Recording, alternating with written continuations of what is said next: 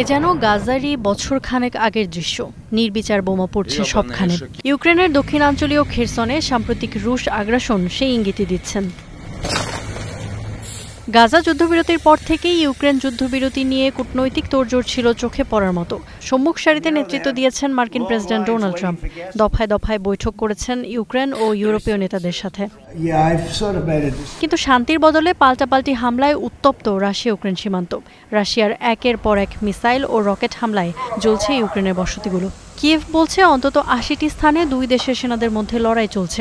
সবচেয়ে তীব্র হামলা হচ্ছে দোনেৎস্কের পোক্রভস্ক সীমান্তে। এমন অবস্থায় আবারও ইউরোপীয় দেশগুলো নিয়ে গঠিত কোয়ালিশন অফ উইলিং-এর নেতারা বৈঠক করেছেন। লন্ডনের ওই বৈঠকে রাশিয়ার উপর আরও নতুন নিষেধাজ্ঞা দেওয়ার বিষয়ে একমত হয়েছেন তারা। ইউরোপীয় কাউন্সিলের তথ্য অনুযায়ী এবারের নিষেধাজ্ঞার আওতায় পড়বে অর্থনীতি, জ্বালানি ও সামরিক খাতের ৬৯টি প্রতিষ্ঠান ও ব্যক্তি। এই সপ্তাহে বেশ কিছু গুরুত্বপূর্ণ পদক্ষেপ নিয়েছে ইউরোপীয় ইউনিয়ন ও যুক্তরাষ্ট্র। প্রথমত, নিষেধাজ্ঞার বিষয়টি। রুশ তেল কোম্পানি লুকয়েল ও রোজনেফটের উপর নিষেধাজ্ঞা দিয়েছে যুক্তরাষ্ট্র ও যুক্তরাজ্য। ইউরোপীয় ইউনিয়নও একই পদক্ষেপ নেবে। রাশিয়াকে চাপে ফেলার চেষ্টা করছে যুক্তরাষ্ট্র।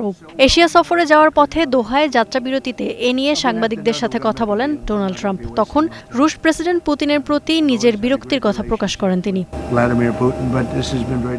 পুতিনের সঙ্গে আমার সবসময় ভালো সম্পর্ক ছিল, কিন্তু সে আমাকে হতাশ করেছে। আমি আর সময় নষ্ট করতে চাই না। যদি চুক্তির কোনো সম্ভাবনা থাকে তবেই তার সাথে দেখা করব আমি। পশ্চিমাদের অব্যাহত চাপেও বশ মানছে না মস্কো। দিন দিন আরও মারমুখী আচরণ করছে। শনিবার রুশ প্রতিরক্ষা মন্ত্রণালয় দাবি করেছে সামি ও খার্কিভে উল্লেখযোগ্য অগ্রগতি করেছে তাদের সেনারা।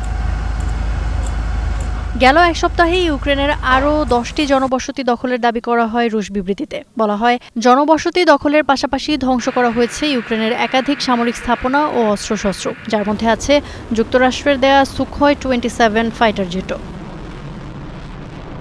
সীমান্ত ছাড়াও বড় হামলার লক্ষ্যবস্তু এখন রাজধানী কিয়েভও।